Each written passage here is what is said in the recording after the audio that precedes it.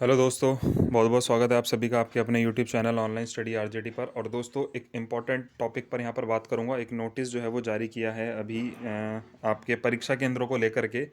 तो उन सभी संबंधों में यहाँ पर आज मैं बात करूँगा आप लोगों से कि कहाँ कहाँ पर आप लोगों के सेंटर्स गए हुए हैं। ठीक है दोस्तों, साथ ही के क्या संभावना बन रही है कि आपका एग्ज़ाम जो है वो कहाँ पर हो सकता है। तो एक कन्फ्यूज़न बच्चों के मन में है, उसको डाउट को क्लियर करूँगा। ठीक है, जो बच्चे कमेंट कर रहे हैं कि सर हमारा सेंटर बता दीजिए कहाँ बनेगा कहाँ नहीं। तो एक छोटी सी चीज़ बताऊंगा, उससे आप लोगों को थोड़ा सा आइडिया यहाँ पर लगेगा कि क्या अब सिचुएशन आप लोगों के सेंटर की हो सकती है। दूसरी चीज़, हाई कोर्ट केस मुद्दा जो अभी 5 तारीख को तारीख थी, क्या उसमें निर्णय रहा, उसके बारे में डिटेल में थोड़ी सी एक चीज़ पता चली है, उसके बारे में आप लोगों को बताऊंगा। और अब आगे क्या आप लोगों को करना है उसके बारे में भी आप लोगों को सारी चीज़ें बताऊंगा। तो ज़्यादा से ज़्यादा शेयर कर देना वीडियो को, और जो भी पहली बार साथी आज चैनल पर जुड़ा है वो चैनल को सब्सक्राइब ज़रूर कर देना। तो सबसे पहली चीज़ तो आप लोगों के परीक्षा सेंटरों के उसमें देखिए 8 तारीख तक का ब्यौरा जो है वो यहाँ पर पीएनपी ने मांगा है। नोटिस के अंदर कहा गया है कि 8 तारीख तक आप हमें अपने ज़िले के अंदर के सेंटर्स की लिस्ट भेज दीजिए कि कहाँ कहाँ पर सेंटर पिछली बार बनाए गए थे। जहाँ अच्छे सेंटर होंगे वहाँ पर हम अलाउ जो है वो कर देंगे, एग्री कर देंगे कि यहाँ पर आप लोगों का एग्ज़ामिनेशन हो जाना चाहिए। ठीक है, तो टोटल 58 ज़िलों में सेंटर बने हैं। 58 ज़िले, लिस्ट आप लोगों को मैंने ग्रुप में भेज दी थी, देख लेना जा कर के, पड़ी हुई है जो लोग जुड़े हुए हैं। तो उसके अंदर लिस्ट है, उसमें सारे 58 ज़िले हैं। दूसरी चीज़, एक चीज़ आप लोग और समझिए यहाँ पर कि पिछली बार जो एग्ज़ाम हुआ था, पिछली बार सेकंड बैक का और थर्ड का एग्ज़ाम हुआ था, जिसमें हर एक ज़िले में पेपर तो हुए थे पर सेंटर बहुत ज़्यादा चेंज किए गए थे। ठीक है, उसके पीछे कुछ कारण थे जिसकी वजह से सेंटर चेंज किया गया था। मान लीजिए जैसे कि हम बिजनौर से हैं, तो बिजनौर के अंदर जो नज़दीकी बोलते हैं कि जिलाधिकारी कार्यालय के 2 से 3 किलोमीटर की रेंज में सेंटर होना चाहिए, पर पिछली बार जो सेंटर बना था वो यहाँ से 20-20 किलोमीटर, 30-30 किलोमीटर दूर भेज दिया गया था, क्योंकि संख्या बहुत ज़्यादा कम थी। तो इसलिए सेंटर अलग अलग दूर दूर जो है वो बना दिए गए थे। पर इस बार संख्या भी बताई हुई है, सब बताया हुआ है, और कहा गया है कि नज़दीकी आपका जो जिला अधिकारी कार्यालय है उसके नज़दीक में आप लोगों के सेंटर बनने चाहिए। तो सबसे पहली चीज़ तो आप अपना ज़िला देखिए, आपका ज़िला कौन सा है। ठीक है, उस ज़िले के नज़दीक में ही आप लोगों का जो आपका जिलाधिकारी कार्यालय है उसके आसपास ही आप लोगों के सेंटर बनने वाले हैं।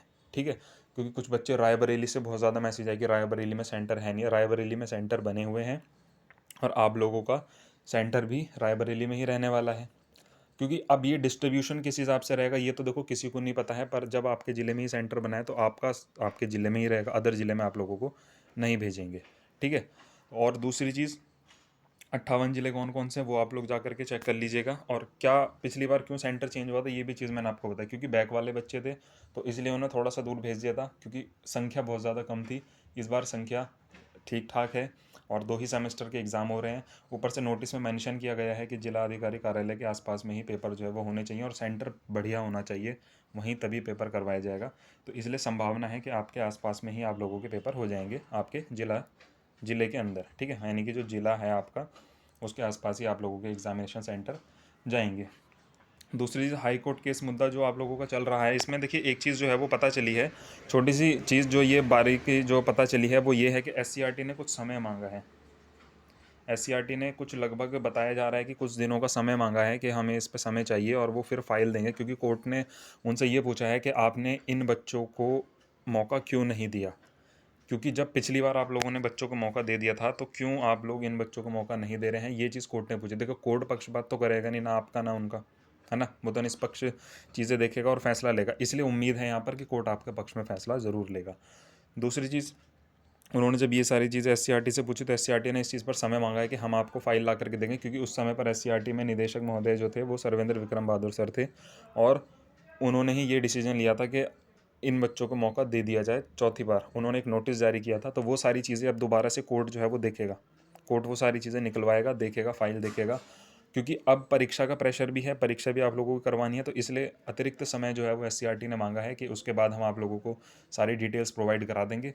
और वो डिटेल्स प्रोवाइड कराने के बाद देखो, ऐसा तो नहीं हो सकता कि उन 1000 बच्चों की मार्कशीटें कैंसिल कर दी जाएँ, पॉसिबल ही नहीं है।